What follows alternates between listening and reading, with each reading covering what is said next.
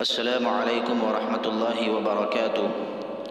نہایت ہی افسوس کے ساتھ یہ اطلاع دی جاتی ہے کہ دارالعلوم دیوبند کے نائب محتمم حضرت مولانا عبدالخالق سنبھلی صاحب کا آج بروز جمعہ 3:30 بجے انتقال ہو گیا۔ انا للہ و انا الیہ راجعون۔ مولانا مرحوم کافی دنوں سے علیل تھے، بیچ میں طبیعت میں کچھ افاقہ بھی ہوا تھا، لیکن ادھر 2-3 دنوں سے حالت سنگین تھی۔ اللہ انہیں جوار رحمت میں جگہ عطا فرمائے۔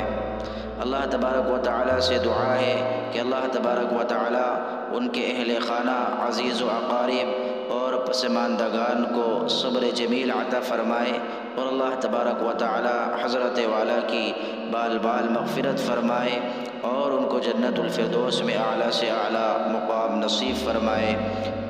آمین۔ السلام علیکم ورحمۃ اللہ وبرکاتہ۔